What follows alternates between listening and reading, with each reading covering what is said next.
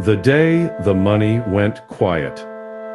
A personal memory of silver, a national memory of distrust, and the worldwide plot to demonetize real money. I remember exactly where I was the first time I realized coins had voices. I was just a kid, standing barefoot in my parents' tiny kitchen, staring at the linoleum floor with the circular burn mark where my father once set down a too-hot coffee pot. My older brother, 8 years ahead of me, worldly in that way older brothers always seem to be, came storming into the room with a grin on his face like he had discovered buried treasure. He reached into his pocket, pulled out a handful of quarters, and dropped them onto the floor with a flourish. They hit with that unmistakable, high, bright ring. The sound of real money. A sound that seemed to hang in the air for an extra moment, vibrating with some kind of metallic soul. Then, without warning, he dropped a second handful, and these didn't ring at all. They hit the linoleum with a dull, lifeless clunk that felt wrong to my ears, even as a child. They're making the new ones, he said. Johnson slugs. I didn't understand the politics or the economics that day. I didn't know what debasement was, or that presidents could quietly change the value of money without asking anyone. I just knew that some coins sounded alive and others sounded dead, and the difference felt important in a way I couldn't yet explain. That moment stuck with me, and as the years passed, I learned that what I witnessed in my kitchen was part of a much bigger story. A story about trust, secrecy, psychological manipulation, and the slow, coordinated effort by governments around the world to remove silver and eventually gold from the hands of the public. What happened in the United States between 1963 and 1971 was not an isolated episode. It was part of a global shift, a pivot away from metal-backed money and toward a system built on promises, paper, and persuasion. And like all major shifts in monetary history, it began quietly, with a chime and a clunk.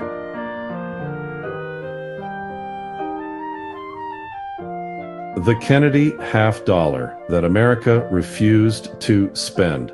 The silver story begins with grief, not economics. When President John F. Kennedy was assassinated on November 22, 1963, the nation was plunged into a kind of emotional paralysis. People were angry, numb, confused, and searching for meaning in a moment that felt senseless. When the Mint announced that Kennedy's portrait would appear on the half-dollar, the public embraced the idea instantly. But something strange happened when the coin hit circulation.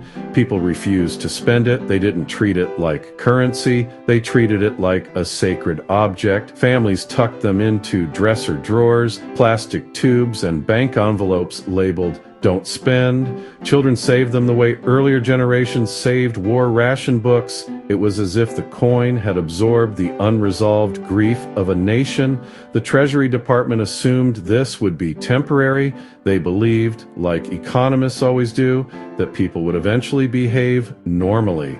But real human beings don't operate on charts or theories.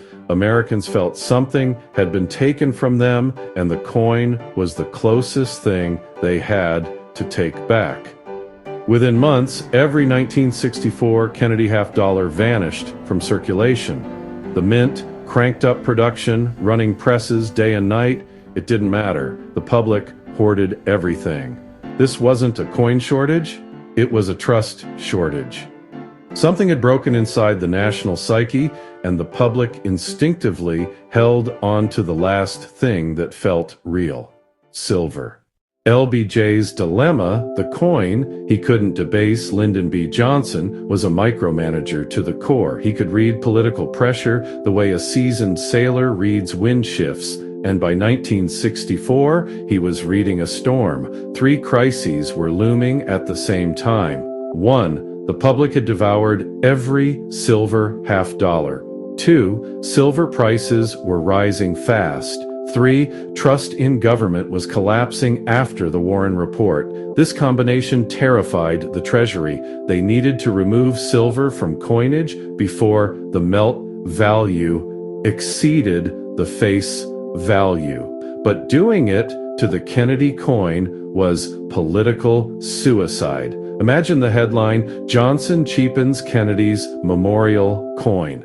That was the nightmare scenario. So LBJ ordered a compromise that made no economic sense, but perfect political sense. The half-dollar alone would keep a reduced amount of silver, 40%, while dimes and quarters would go to 0%. It was the first time in U.S. history that a coin's metal content had been chosen for psychological reasons rather than economic ones. The 40% Kennedy was a symbolic sedative, a reassurance to a grieving nation that nothing was truly changing, even as everything was.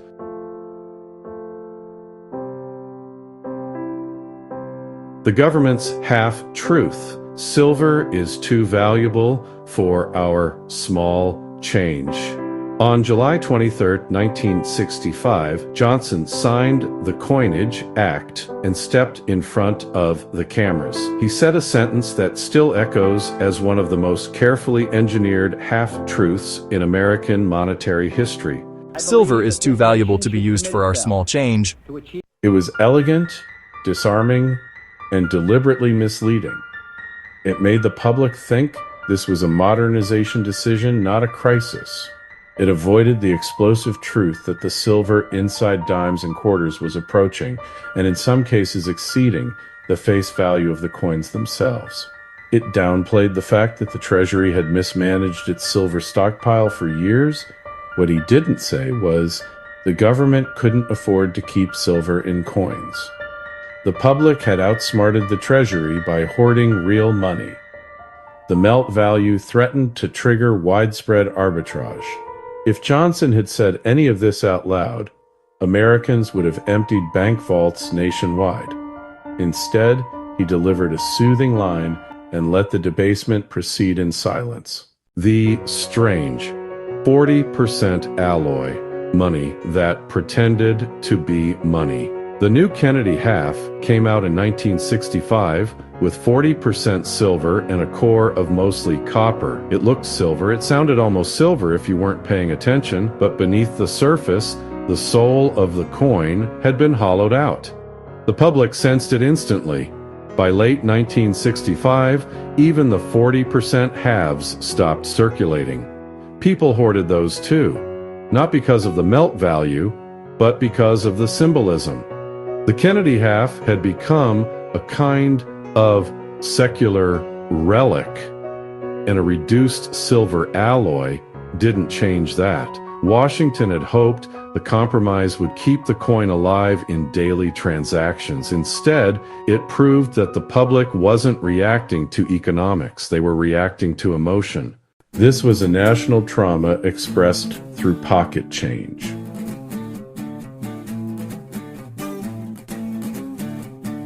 Calm ambient lighting, slow crossfade. Silver was leaving coins everywhere, not just in America. What many people don't realize is that this wasn't a U.S. phenomenon. The removal of silver from circulating money was happening across the entire Western world nearly simultaneously. Canada began removing silver from its coins between 1967 and 1968. The United Kingdom had already reduced silver content after World War II and completed the shift earlier. Australia dropped its silver content in 1966 during decimalization. Mexico slowly reduced silver in its peso coins over the 1962 before eliminating it almost entirely by the 1972. Switzerland, Germany, and other European nations moved away from precious metal coinage in the same decade. This wasn't a coincidence. It was a coordinated global shift away from metal-backed money, an early precursor to floating fiat currencies and the final collapse of the gold standard in 1971. Governments understood that modern welfare states, expanding bureaucracies, and Cold War spending required a more flexible money system, one not constrained by the limitations of precious metals. So the world's mints quietly carried out the same operation: extract the metal, keep the image, and hope the public didn't notice. In the psychological engineering of modern money, silver coins had psychological weight. They were tangible. They felt heavy in the hand. They rang with a distinct purity that carried thousands of years of human memory. When governments removed silver, they weren't just changing the alloy, they were changing the emotional foundation of money. The new coins, the Johnson slugs, had a dull sound and a duller feel. They looked like money, but didn't behave like it. They were facsimile currency, placeholders designed to condition the public to accept future debasements and, eventually, digital abstractions. The public may not have understood the economics, but they understood the sound. Real money rang. Fake money thudded. And that perception mattered far more than any press release.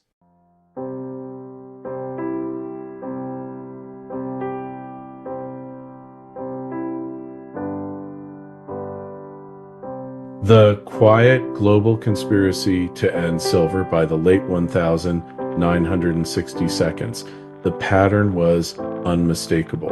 Countries everywhere were removing silver, reducing gold convertibility, issuing more paper notes, running greater deficits, centralizing monetary authority. This wasn't accidental. It was the early architecture of the modern fiat system, a system built not on intrinsic value, but on political credibility. When the United States stopped redeeming silver certificates in 1968, the last vestige of silver-backed American currency disappeared. When Nixon ended gold convertibility in 1971, the final connection to precious metal vanished altogether. For the first time in history, every major currency in the world was backed by nothing but trust and the memory of what money used to be.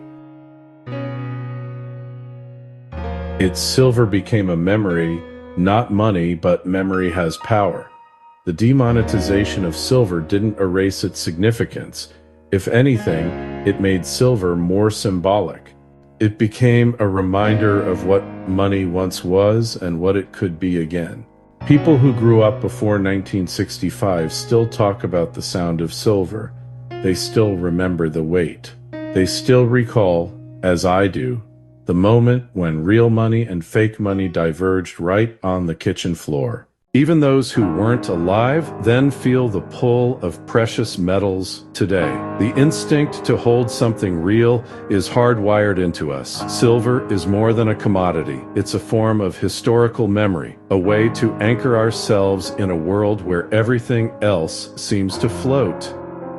And now, as new uncertainties unfold, that memory is resurfacing.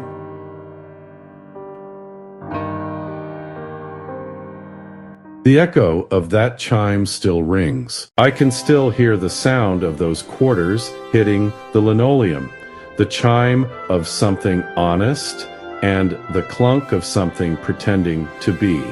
In the moment, I didn't know that I was witnessing the death of silver coinage in America. I didn't know the world was moving toward a new monetary era, one built on trust rather than substance. I just knew that real money made a sound you didn't forget. Today, when I look back on that childhood moment, I realize it was the beginning of an education I didn't know I was having. An education in value, in perception, and in the quiet ways governments reshape the world without ever calling a vote. The demonetization of silver was not just a monetary event, it was a cultural event, a psychological event, a global event, and it began not with a law or a press conference, but with the sound of coins on a kitchen floor.